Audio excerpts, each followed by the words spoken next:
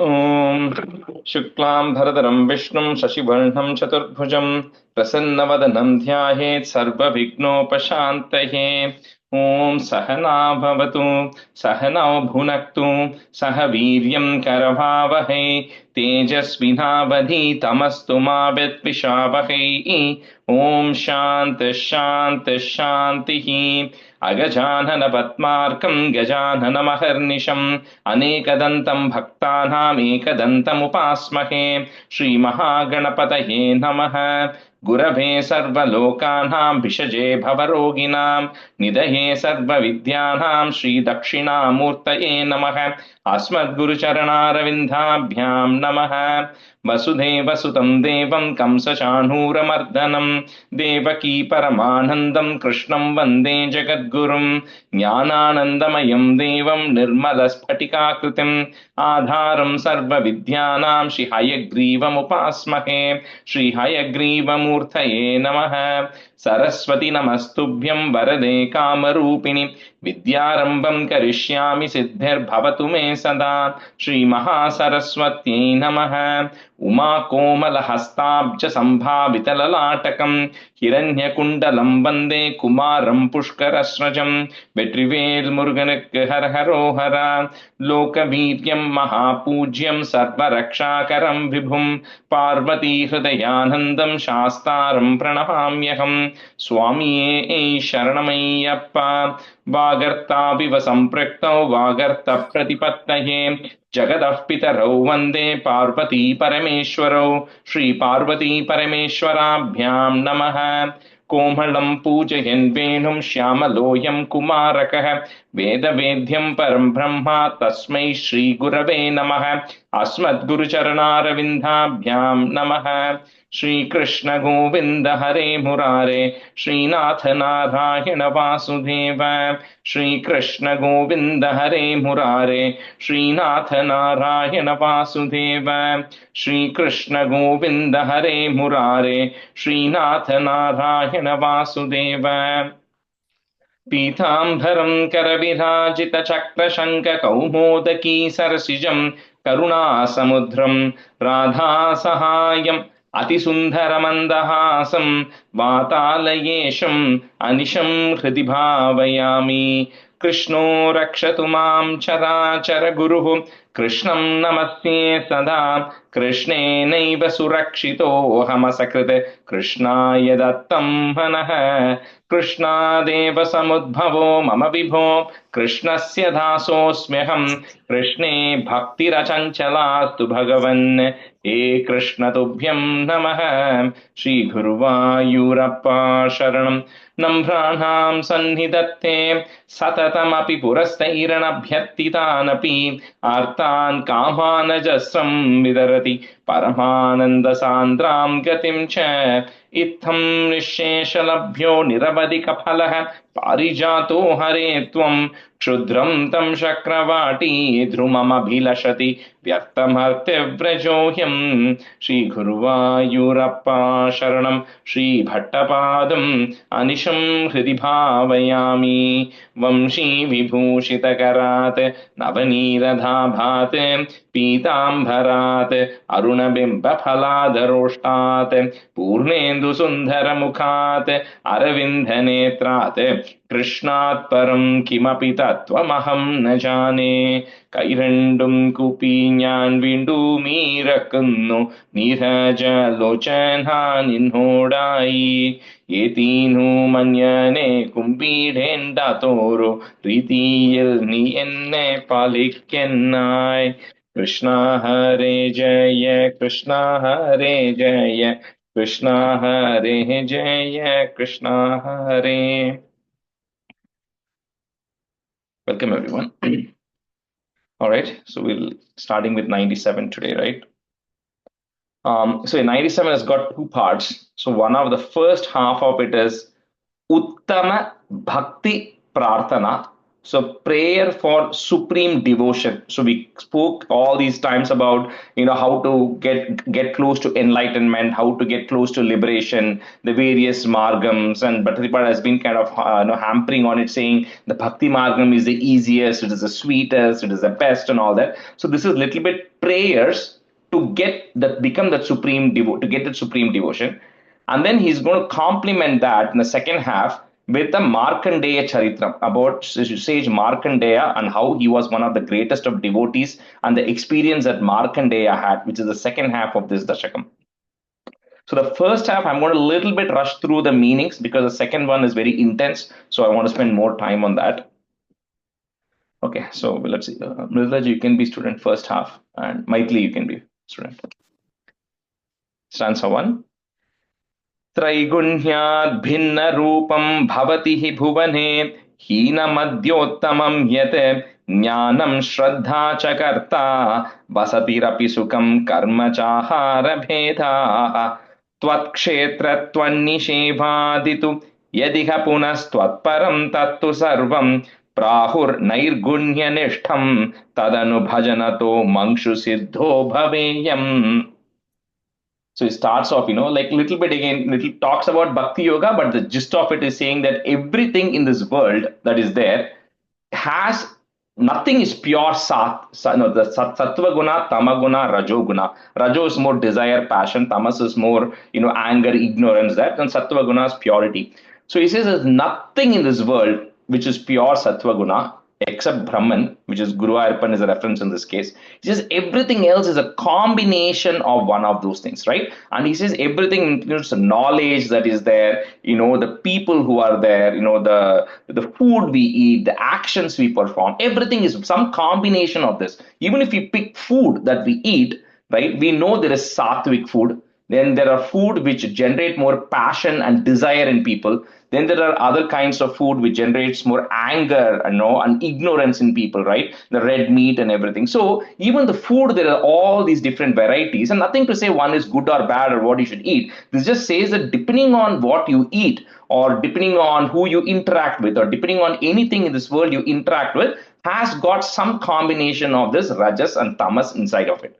But he says anything related to you, which is, Tvat Kshetra, so going to your temple, even certain places, right? Certain places you go, you get more desire and passion. Certain places you go, you get more anger or ignorance. But he says your temples, anything associated with you, Guru Ayappa, whether it be your temples, whether it be worshipping you, or whether it be your idol, all of those things related to you is pure sattvic, is pure sattva guna. It does not, nothing generates, this ignorance or anger or passion, right? It's all pure sattva guna. So he says, by resorting to everything related to you, I will also get more closer to you, which means get more devoted to you and get more bhakti towards you. So, Traigunyat bhinna rupam bhavati hi bhuvane, comma, hina madhyottamam yat, ज्ञानम श्रद्धा च कर्ता, वसतिरपि सुखम कर्म चाहार भेदाः त्रैगुण्याद् भिन्न रूपं भवति हि भुवने हीनमद्योत्तमं यत् ज्ञानं श्रद्धा च कर्ता वसतिरपि सुखम कर्म चाहार भेदाः. One say Purma. And you can do 2 times. We'll do 2 times. Maybe I'll switch halfway. त्रैगुण्यात् भिन्नरूपं भवति हि भुवने हीनमध्योत्तमं यत् ज्ञानं श्रद्धा च कर्ता वसतिरपि सुखं कर्म चाहारभेदाः. त्रैगुण्यात् भिन्नरूपं भवति हि भुवने हीनमध्योत्तमं यत् ज्ञानं श्रद्धा च कर्ता वसतिरपि सुखं कर्म चाहारभेदाः.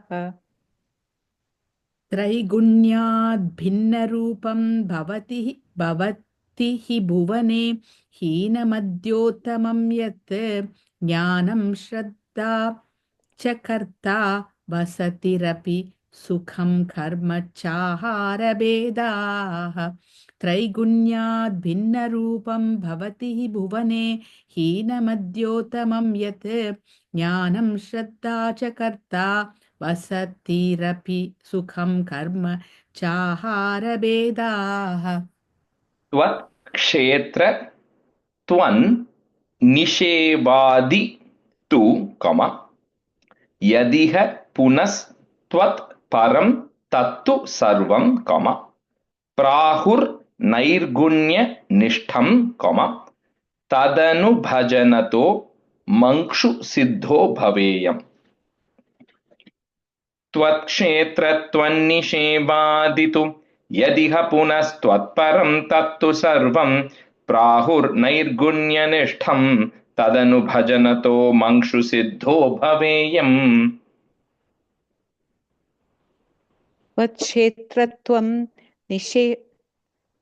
त्वत्क्षेत्रत्वं निषेवादितु यदिह पुनस्त्वत्परं तत्तु सर्वं प्राहुर्नैर्गुण्यानिष्टं तदनुभजनतो मंक्षु सिद्धो भवेयम् त्वत्क्षेत्रत्वं निषेवादितु यदिह पुनस्त्वत्परं तत्तु सर्वं प्राहुर्नैर्गुण्यानिष्टं तदनु भजनतो मंक्षु सिद्धो भवेयम्.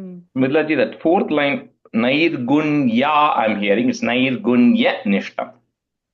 Thank you. I have a elongation. Okay. Yeah, just Nairgunya Nishtam. Thank you. त्वत्क्षेत्रवन्निषेवादितु यदिह पुनस्त्वत्परं तत्तु सर्वं प्राहुर्नैर्गुण्यनिष्ठं तदनुभजनतो मंक्षु सिद्धो भवेयम् त्वत्क्षेत्रत्वन्निषेवादितु यदिह पुनस्त्वत्परं तत्तु सर्वं प्राहुर्नैर्गुण्यनिष्ठं तदनुभजनतो मंक्षु सिद्धो भवेयम्. Answer 2.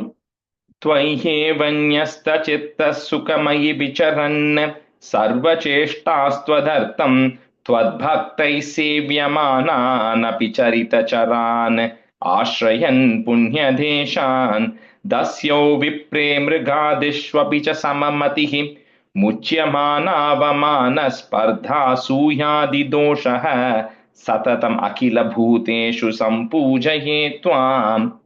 So kind of continuing with that. So we know the way is to keep my mind, the way you get supreme devotion is to always be thinking about you, Guru Ayappa, or always going where things are associated with you. And like we said before, always surrendering all the actions and everything, my thoughts, everything to you. And like I said in the past, the goal here is, he says, Dasyo, which is referring to a robber, a thief, Vipra, which is referring to a Brahmana, or a priest, then Mrigadishu, all the animals. He says, no matter whether I am interacting with a thief or whether I'm interacting with like a saint or a Brahmana or a priest, or if I'm interacting with an animal, my interactions with them are going to remain the same. I'm not going to elevate one or I'm not going to put down the other. Because the more and more you get devoted, you start seeing the same Guru Ayappa Paramatma in all of these people. So none of these people, there should be a disparity between people. Nobody is great or nobody is lower. Everybody is the same, and I'll start getting into that level of realization, right? And when you start seeing that level of realization, then of course you will not feel angry towards anybody, or you will not feel enmity or jealousy towards anybody else. And with that, I'll get rid of all of those behaviors. Now, this is the intermediary state, and then he'll talk about it a little bit in the next stanza. He says, by doing this, Sampuja Yetvam, I'll always be worshipping you and always start seeing you in everybody.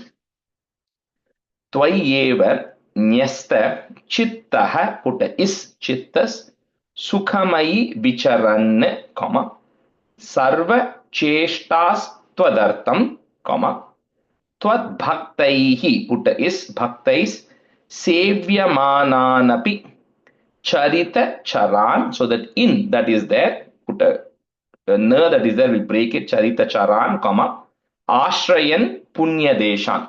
Ashrayan Punyadeshan, I'm going to resort to places which are your where your devotees go, which are the Punya Kshetrams where your devotees go. I'm going to go to those places all the time. And Sevya Mananapi, I'm going to service more the people who are your devotees. That is the only place where he says you can show some differentiation as people who are closer to you. I want to service them more. त्वय्येवन्यस्तचित्तः सुखमयि विचरन् सर्वचेष्टास्त्वधर्तं त्वद्भक्तैः सेव्यमानानपि चरितचरान् आश्रयन् पुण्यदेशान्. त्वय्येव नैश्चित्तः सुखमयि विचरन् सर्वचेष्टास्त्वदर्थं त्वद्भक्तैः सेव्यमानानपि चरितचरान् आश्रयन् पुण्यदेशान्. त्वय्येव न्यस्तचित्तः सुखमयि विचरन् सर्वचेष्टास्त्वदर्थं त्वद्भक्तैः सेव्यमानानपि चरितचरान् आश्रयन् पुण्यदेशान्. That first line, second word, nyasta. Nyasta, thank you.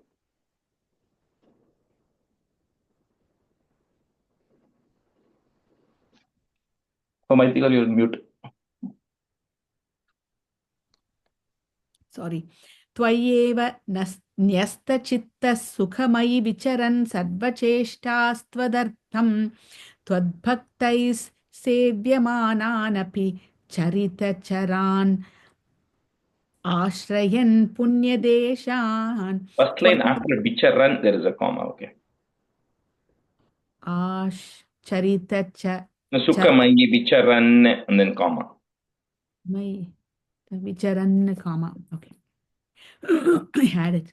Tvayeva nyastachittas sukhamayi vicharan sarvacheshtastvadhartham tvadbhaktais sevyamanaanapi charitacharan ashrayan punyadeshan.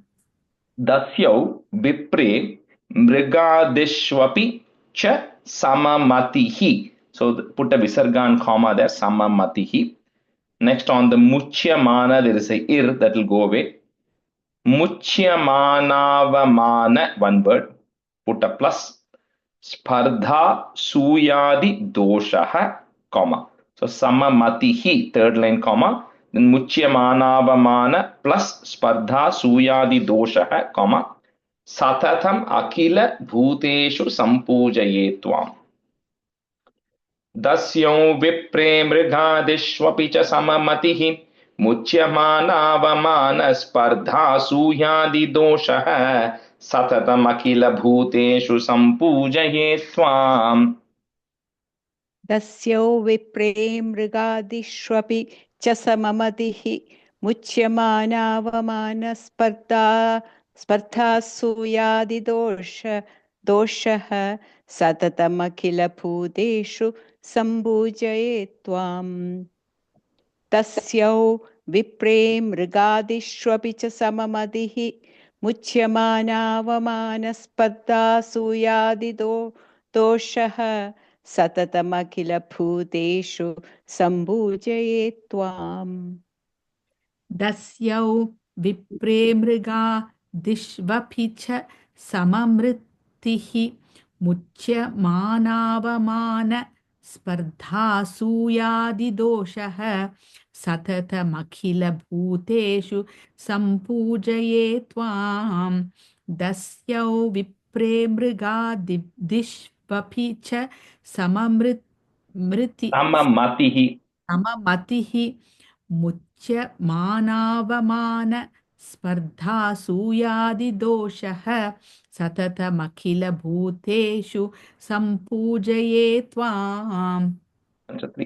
Tvadbhavo yavadeshu spurati na vishadam tavadevam hyupastim kurvan naikatmya bodhe jhatiti vikasati tvanmayoham chareyam tvadharmasyasya tavat kimapi na bhagavan prastutasya pranashah तस्मात् सर्वात्मनैव प्रदिश मम विभो भक्तिमार्गं मनोज्ञम्. So there's a slight difference between that stanza and this stanza. So in that second stanza, it says, I will see you in everybody. So I will not see any difference. I will not feel jealous towards one person. I will not get anger towards one person because I see you in that.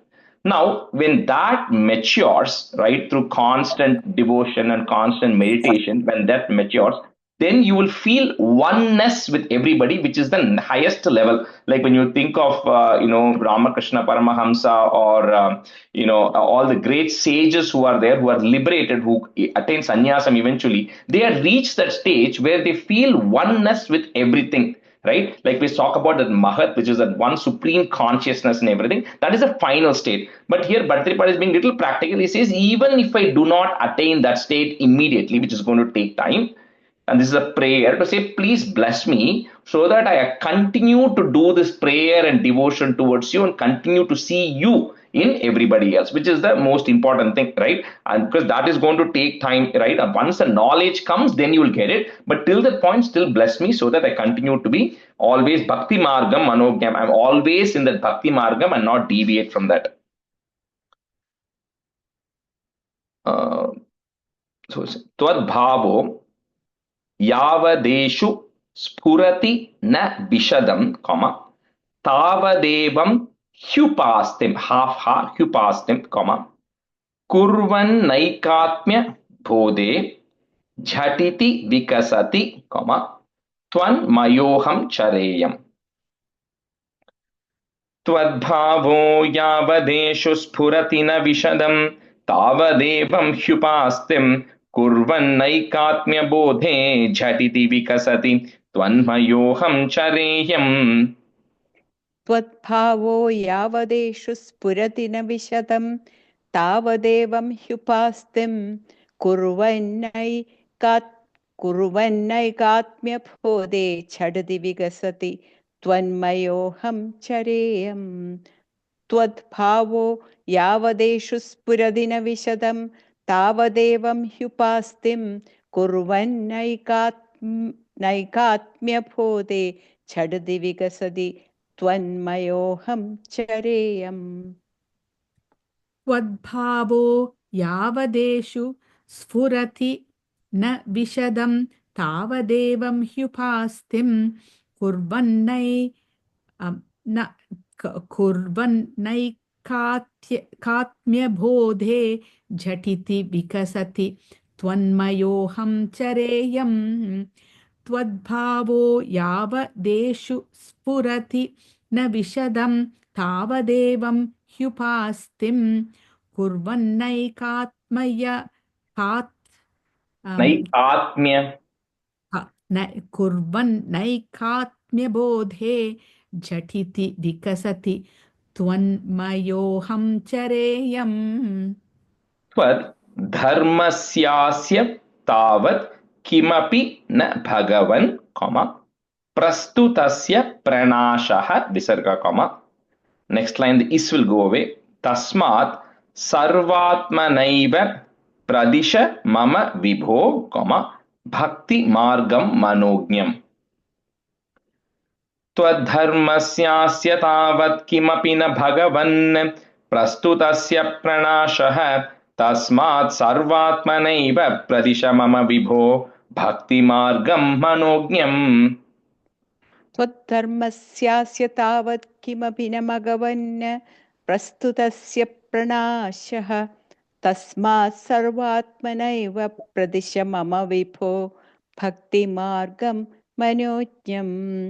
त्वद्धर्मस्यास्य तावत् किमपि न भगवन् प्रस्तुतस्य प्रणाशः तस्मात् सर्वात्मनैव प्रदिश मम विभो भक्तिमार्गं मनोज्ञम्.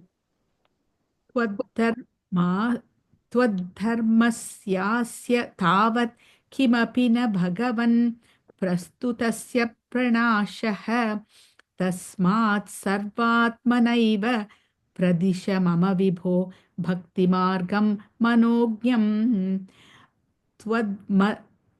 त्वद्धर्मस्यास्य तावत् किमपि न भगवन् प्रस्तुतस्य प्रणाशः तस्मात् सर्वात्मनैव प्रदिश मम विभो भक्तिमार्गं मनोज्ञम्.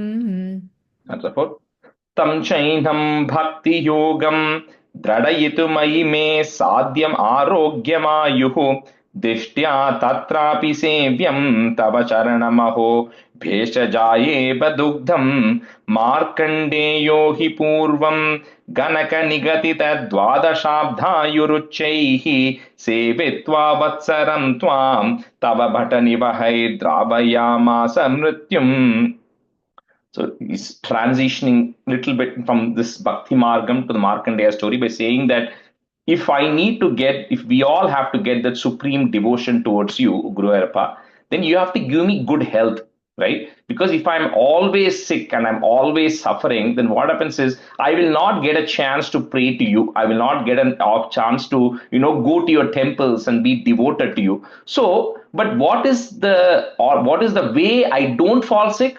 Even that is also praying to you is the only way I cannot fall sick also, right? So he says at the end of the day, praying to is the only option, because eventually I want to get that bhakti margam by praying to you. For that, I need to be healthy. And the way I need to be healthy is also praying to you. No, it's like telling, and the example he uses is like telling the milk is the medicine. Because in India, when you drink medicine, the medicine doesn't taste good, but milk with sugar tastes good. But if the milk with sugar is the medicine, then it is easy. You just drink one, and then you also get something good, and you also get cured, right? So that's the thing he's giving. And he says that's why then he branches into Markandeya story with that of somebody who was so devoted that he had to live for a really long time, right? Because he was so much into devotion and he enjoys that devotion. And with that, he goes into the story. So I'll try to say it a little bit in detail, although Bhattacharya condenses very quickly and touches on all these things. So you all know probably, but there's a sage called Mrikandu, and he and his wife were there, and they were all great devotees, but they did not have any children. So they were worshipping Lord Shiva, and then Shiva finally comes in front of them and says, "What do you want?" So he says, "I'm a very devoted person and a pious person. So I need a child, right? Like who's very devoted and who's good as well." So Shiva then gives him two choices, saying, "Okay, you will get a child who's going to live for a very short age, but then is going to be very pious, very religious, and the best, right? Or you will have somebody who's not, but is going to live for a really long age." So they obviously pick the former because they are also very devoted people. So to them, the son is born because he's born to Mrikandu. He's called Markandeya. So then, right from the childhood, of course, because he's blessed by Lord Shiva, right from the childhood, he exhibits, all the supreme qualities of a devotee. Everything is initiated into all the Vedam and everything goes fine. So at that time, when the time comes, it's Dwadasha, when he's 12 years old. So when the time comes, when he's about to be, he's die. So at that time, his parents are very worried. And then Markandeya goes and asks what happens. And then, they say that, oh, like this is the time, your life is going to come to an end.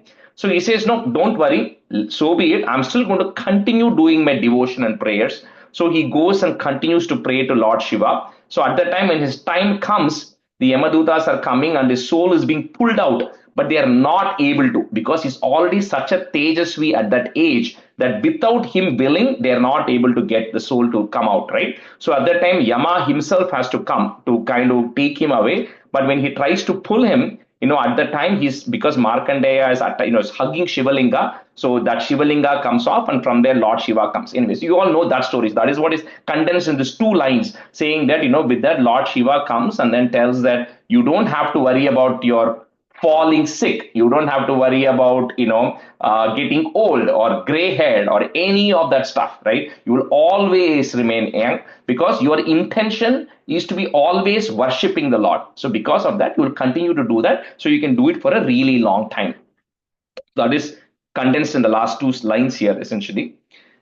So tam chainam bhakti yogam, dradayitum ai me sadhyam arogyam ayuhu. I'm just breaking at those ma. Sadhyam arogyam ayuhu. Put a visargan comma. Next line, the ir will go away. Dishtya tatrapi sevyam tava charanamaho, comma, bheshajayeva dugdam. Tam chainam bhakti yogam द्रढयितुमयि मे साध्यमारोग्यमायुः दिष्ट्या तत्रापि सेव्यं तव चरणमहो भेषजायेव दुग्धम् तं चैनं भक्तियोगं द्रढयितुमयि मे साध्यमारोग्यमायुः दिष्ट्या तत्रापि सेव्यं तव चरणमहो भेषजायेव दुग्धम् तं चैनं भक्तियोगं द्रढयितुमयि मे साध्यमारोग्यमायुः दिष्ट्या तत्रापि सेव्यं तव चरणमहो भेषजायेव दुग्धम् तं चैनं भक्तियोगं द्रढयितुमयि मे साध्य आरोग्यमायुः दुष्ट्या तत्रापि सेव्यं तव चरणमहो भेषजायेव दुग्धम् second line first word dishtya second line first word दृष्ट्या dishtya दिष्ट्या तं चैनं भक्तियोगं द्रढयितुमयि मे साध्यमारोग्यमायुः दिष्ट्या तत्रापि सेव्यं तव चरणमहो भेषजायेव दुग्धम् मार्कण्डेयो हि पूर्वं गणक निगदित द्वादशाब्दायुरुच्चैः one long word द्वादशाब्दायुरुच्चैः सेवित्वा वत्सरं त्वां तव भट निवहैर्द्रावयामास मृत्युम् मार्कण्डेयो हि पूर्वं गणकनिगदितद्वादशाब्दायुरुच्चैः सेवित्वा वत्सरं त्वां तव भटनिवहैर्द्रावयामास मृत्युम् मार्कण्डेयो हि पूर्वं गणकनिगदितद्वादशाब्दायुरुच्चैः सेवित्वा वत्सरं त्वां तव भटनिवहैर्द्रावयामास मृत्युम् मार्कण्डेयो हि पूर्वं गणकनिगदितद्वादशाब्दायुरुच्चैः सेवित्वा वत्सरं त्वां तव भटनिवहैर्द्रावयामास मृत्युम् मार्कण्डेयो हि पूर्वं गणकनिगदितवादशाब्दायुरुच्चैः सेवित्वा वत्सरं त्वां तव भट्टनिवहैर्द्रावयामास मृत्युम् मार्कण्डेयो हि पूर्वं गणकनिगदितवादशाब्दायुरुच्चैः सेवित्वा वत्सरं त्वां तव भट्टनिवहैर्द्रावयामास मृत्युम् We'll switch halfway. Radha, you can be student. Malin, you can be student. Answer 5. मार्कण्डेयश्चिरायुः सकलु पुनरपि त्वत्परः पुष्पभद्रातीरे निन्ये तपस्यन्नतुलसुकरतिः षट्तु मन्वन्तराणि देवेन्द्रः सप्तमस्तं सुरयुवतिमरुन्मन्मथैर्मोहयिष्यन् योगोष्मप्लुष्यमानैर्न तु पुनरशकत् त्वज्जनं निर्जयेत् कः. So this Markandeya, who then gets Chirayuhu, who has got like unlimited life, right? So he's going to pretty much remain through the whole day of Brahma, which is like the 14 Manvantaras. One Kalpa of Brahma has 14 Manvantaras, where 14 Manus, each Manu having 71 Chaturvikas. So this Markandeya is living through those 6 Manvantaras, because right now we are in the 7th. So he lives through the 6 Manvantaras constantly in devotion. And in the 7th Manvantara, which is going on right now, he's on the banks of the Pushpabhadra river, and then he's still in meditation, always in a state of meditation, always in a state of devotion. So at that time, the current Indra, who gets very worried about the austerities and the power potency of Markandeya, very similar to what happened to Nara and Narayana, where he sends all these damsels and other people to disturb the penance of Nara and Narayana. Indra sends similar set of people to disturb the penance of Markandeya.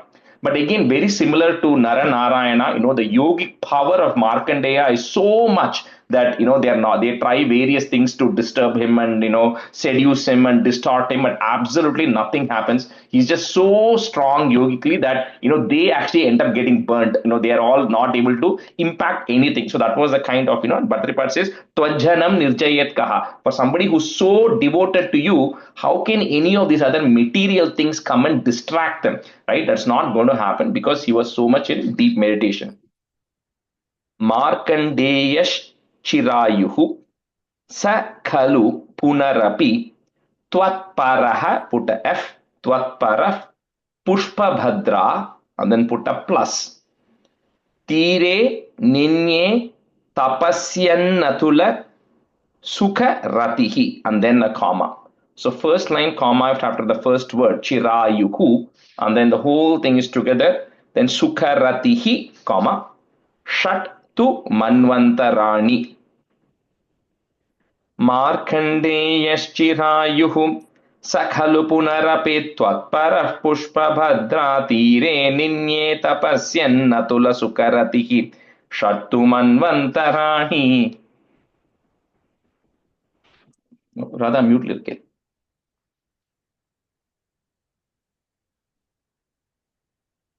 No, you are chanting, Radha. I called your name. Sorry. Rajesh, who else did you say? Malini. Okay, perfect. Thank you. Yes, sorry.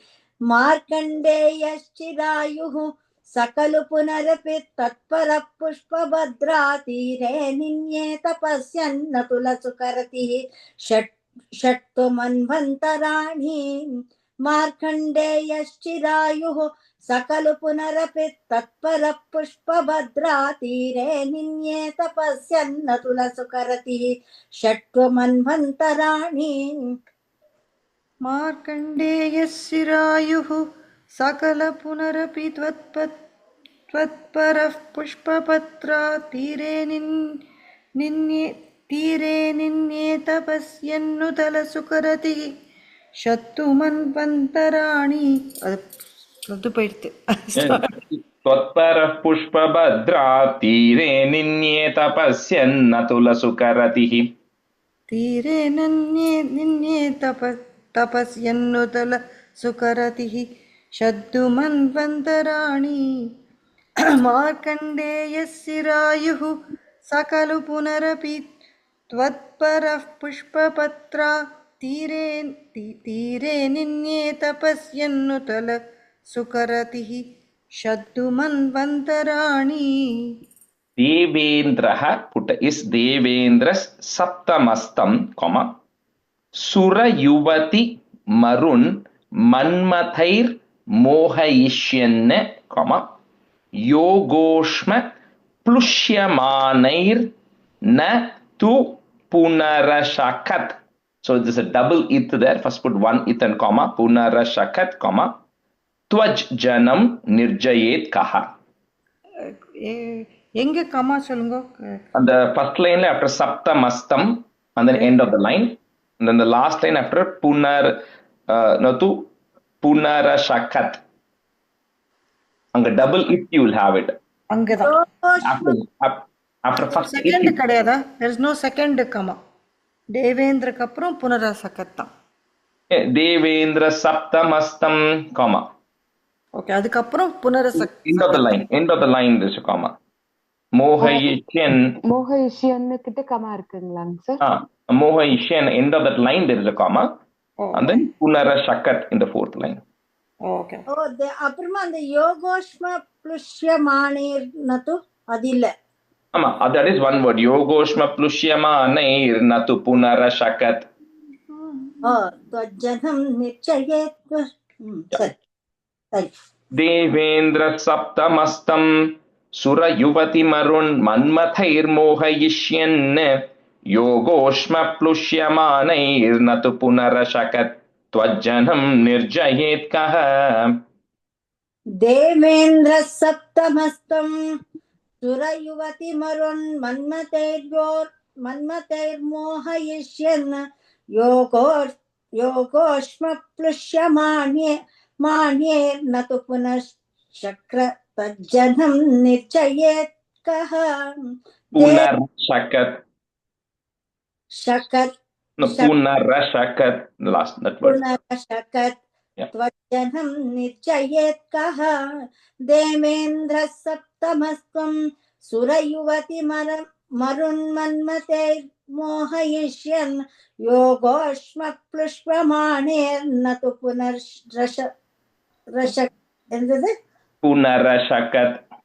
पुनरशकत् तज्जनं निर्जयेत् कः देवेन्द्रः सप्तमस्तं सुरयुवतिमरुन्मन्मथैर्मोहयिष्यन् योगोष्मप्लुष्टुमाणैर्न तु पुनरशकत् त्वज्जनं निर्जयेत् कः देवेन्द्रः सप्तमस्तं सुरयुवतिमरुन्मन्मथैर्मोहयिष्यन् योगोष्म प्लुष्यमाणैर्न तु पुनरशकत् त्वज्जनं निर्जयेत् कः प्रीत्या नारायणाख्यस्त्वमत नरसकः प्राप्तवानस्य पार्श्वं तुष्ट्या तोष्टूयमानः स तु विविधवरैर्लोभितो नानुमेने द्रष्टुं मायां त्वदीयां किल पुनरवृणोद्भक्तितृप्तान्तरात्मा माया दुःखानभिज्ञस्तदपि मृगयते नूनमाश्चर्यहेतोः. So Indra, no, then Indra gets very perplexed, saying, like maybe Markandeya is just extremely powerful that, even he can't do anything. So then he doesn't do anything. So then Nara and Narayana, who are still there in Badarika Ashrama, so they come to visit Markandeya, right? So he's on the banks of Pushpabhadra meditating. So Nara and Narayana come, and it talks beautifully in Bhagavatam about how they look. One of them is, white in complexion. Narayana is black in complexion. They both come with Chaturbhujams, and they come and approach Markandeya, and Markandeya realizes that, that Swayam Narayana and Nara have come to meet him. And then, they of course say, we are extremely satisfied with your meditation, everything, O Markandeya, that you have been observing, and then they ask, what boon do you want? No, Markandeya already has unlimited life. He already has all the superior yogic powers. So there's nothing much for him to ask at this point, right? So, he continues to say, all I want is I want devotion to you. That's the main thing I want. But then he asks one more thing. He says, because he's in such a liberated state, he doesn't understand what Maya is, because we are all not liberated, right? We all fall under the illusion of everything, like we spoke earlier. I see you as different from me. I see something else as different from me. Markandeya does not, right? So for him, everything is one. He's already reached that state of liberation. So he says, I want to know this Maya of yours, which everybody falls under. How is that? What is that? I want to understand that. That's a request Markandeya does. So Narayana say, okay. And then they leave from there. Pritya Narayanakyas Tvamata Narasakaha, Praptavan Asya Parshvam, Tushtya Toshtuyamanaha, Satu Vividhavarair Lobhito Nanumene. प्रीत्या नारायणाख्यस्त्वमत नरसकः प्राप्तवानस्य पार्श्वं तुष्ट्या तोष्टूयमानः स तु विविधवरैर्लोभितो नानुमेने. प्रीत्या नारायणाख्यस्त्वमत नरसकः प्राप्तवानस्य पार्श्वं तुष्ट्या तेष्टूयमानः स तु विविधवरैर्लोभितो नानुमेने. प्रीत्या नारायणाख्यस्त्वमत नरसकः प्राप्तवानस्य पार्श्वं तुष्ट्या तोष्टूयमानः स तु विविधवरैर्लोभितो नानुमेने. Second line, विविधवरैर्लोभितो नानुमेने. प्रीत्या नारायणाख्यस्त्वमत नरसकः प्राप्तवानस्य पार्श्वं तुष्ट्या तोष्टूयमानः स तु विविधवरैर्लोभितो नानुमेने प्रीत्या नारायणाख्यस्त्वमदनरसकः प्राप्तवानस्य पार्श्वं तुष्ट्या तोष्टूयमानः स तु विविधवरैर्लोभितो नानुमेने द्रष्टुं मायां त्वदीयां किल पुनरवृणोत् bhakti triptantaratma. Some books have Rama at the end. You put a it if you have Rama. Triptantaratma, comma, that whole line is together.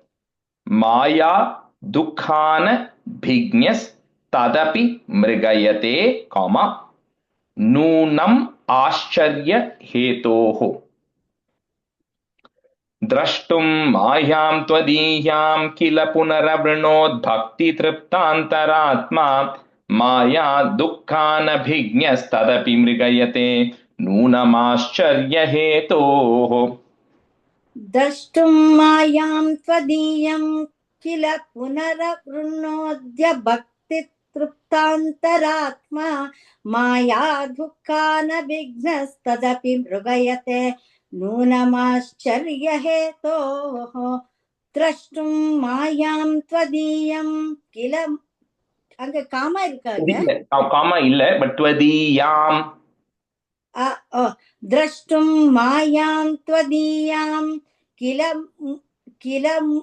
पुनरवृणोद भक्तितृप्तान्तरात्मा माया दुःखानभिघ्नस्तदपि मृगयते नूनमाश्चर्यहेतोः. दृष्टुं मायां त्वदीयां किल पुनरवृणोद्भक्तितृप्तान्तरात्मा माया दुःखानभिज्ञस्तदपि मृगयते नूनमाश्चर्यहेतोः.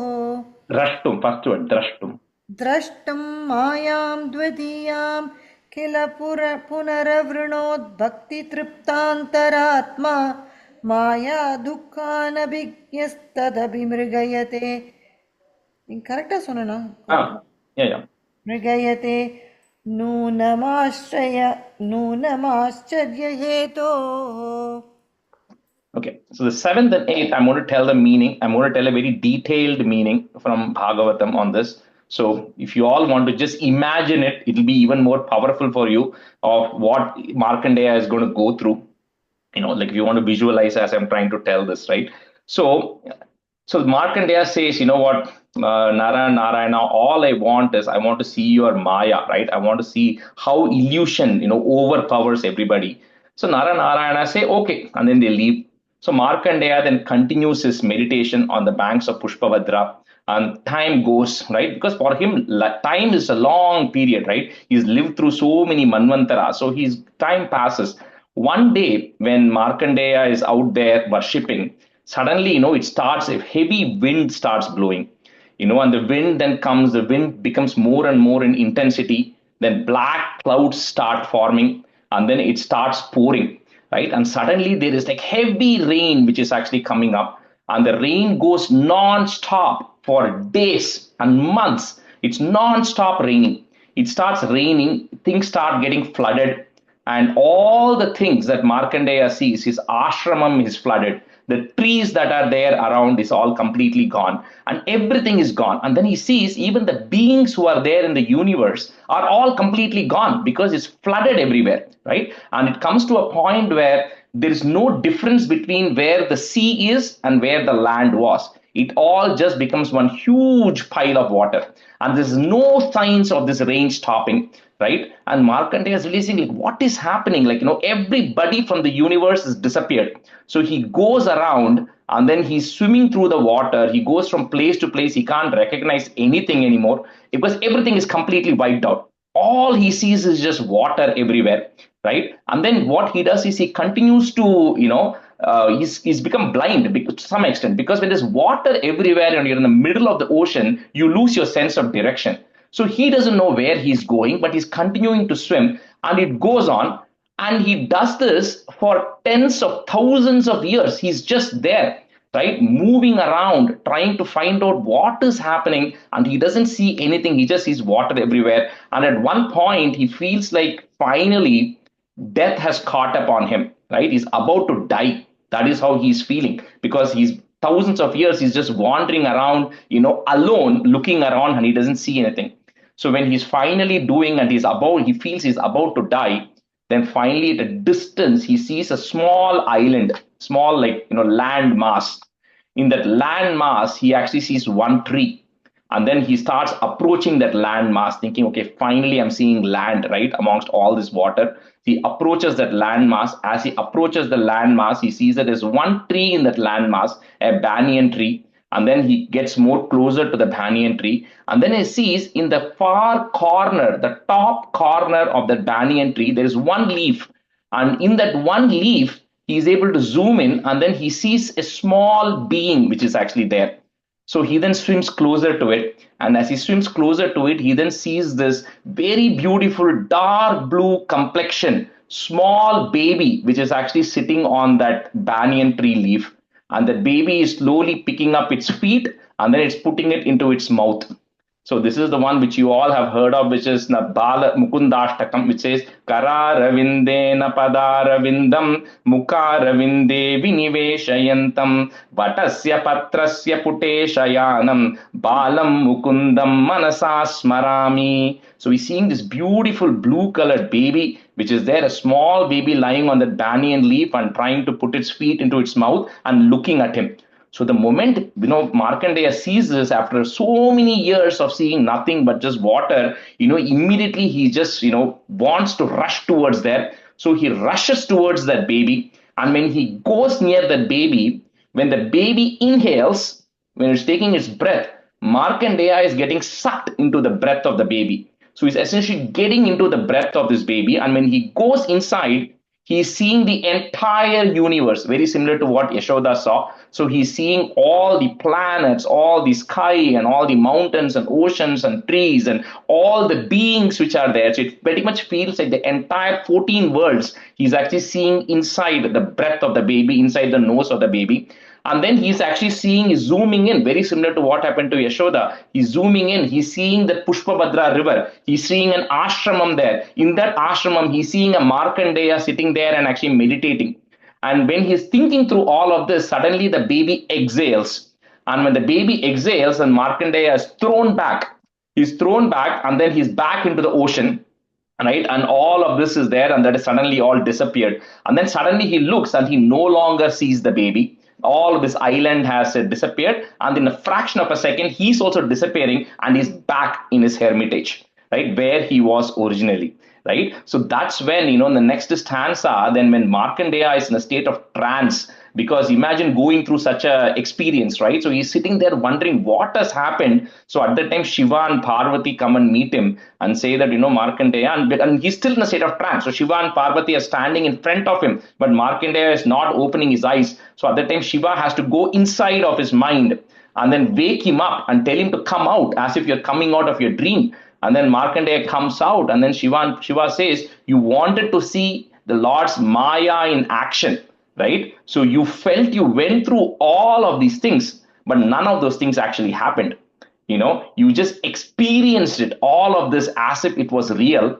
But there's no pralayam, nothing happened. The world is still there. Look around you, the same Pushpabhadra river is there. You're still in your ashramam, and everything is still there, right? So that is the experience that Markandeya goes through, right? And finally, then, he then prays to Shiva, and then Shiva then further blesses him, right? With, you'll still have long life, you'll not have any problem, and then you'll be there till the end of the creation, right? And you're blessed by, Brahma, Vishnu, and Shiva, all of them, you have their blessings. So that is kind of the experience that Markandeya goes through to 7, 8, and 9th stanza. So I'm just putting in the chat that Bala Mukundashtakam. So you can write it after the 7th stanza. So when we are doing a Parayanam after the 7th stanza, we will chant it. Okay. All right. So we'll just do 7th stanza today, and then we'll stop. Yathe tvahyashu Vata kula jaladagala toya purnati ghurnat saptar no rashi magne jagati सतुजले सम्भ्रमन् वर्षकोटिः दीनः प्रैचिष्टधूरे वटधलशयनं कञ्चिदाश्चर्यभालं त्वामेव श्यामलाङ्गं वदनसरसिजन्यस्तपादाङ्गुलीकम् याते त्वय्याशु वाताकुल जलद गलत् तोय पूर्णाति घूर्णत and then put a plus saptarno rashi magne jagati and then comma. So after tvayashu in the first line comma, then the whole thing together after jagati in the second line comma.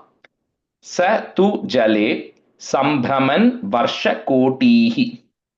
Rajesh அது குலஜல தகல அப்புறமா gamma இருக்காது எங்க first லைன்ல no only comma is after tvayashu, that's it. அப்புறமா இல்ல gamma இல்ல அப்புறமா Then it's after the second line jagati. ஜகத்தி ஓ ஒரே லைன் அது சரி याथे त्वय्याशु वाताकुल जलद गलत् तोय पूर्णाति घूर्णत् सप्तार्नो राशिमग्ने जलति सतु जले सम्भ्रमन् वर्षकोटिः. அது ஜலதியா இல்ல ஜகதியா? ஜகத்தியாது जगति. ஓகே. யாதே த்வய்யாஷு वाताकुल जलदगल तोय पूर्णाति गुणात् सप्तार्नो राशिमग्ने जगति सतु जले सम्भ्रमन् वर्षकोटिः याते त्वय्याशु वाताकुल जलदगल तोय पूर्णाति गुणात्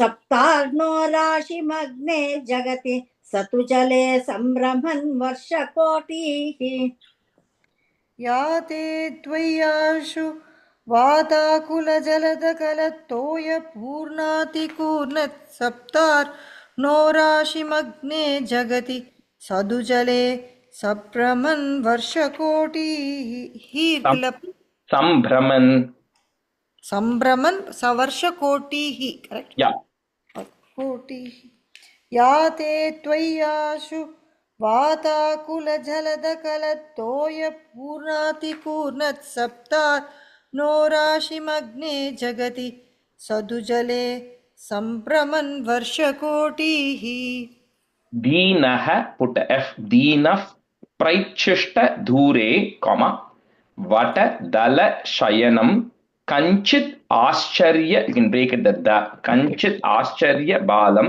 comma त्वामेव श्यामलांगम comma वदन सरसिज न्यस्त पादांगुलीकम दीन प्रैच्छिष्ट धूरे वटदल शयनम कंचिदाश्चर्य बालम त्वामेव श्यामलांगम वदन सरसिजन्यस्त पादांगुलीकम दीन प्रेक्षिष्ट दूरे वट दलचयनं कंचिदाश्चर्यबालं त्वामेव श्यामलांगं वदन सरसिज न्यस्तपादांगुलीकं दीन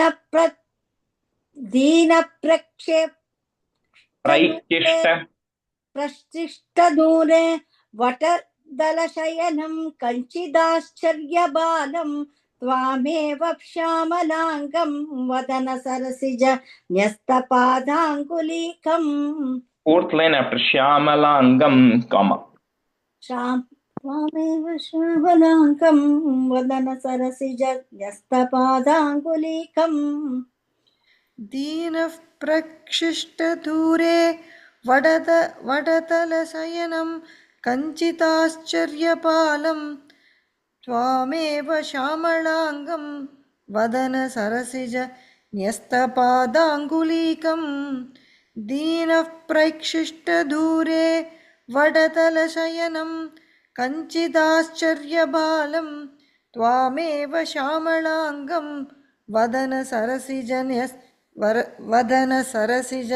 न्यस्तपादांगुलीकम्.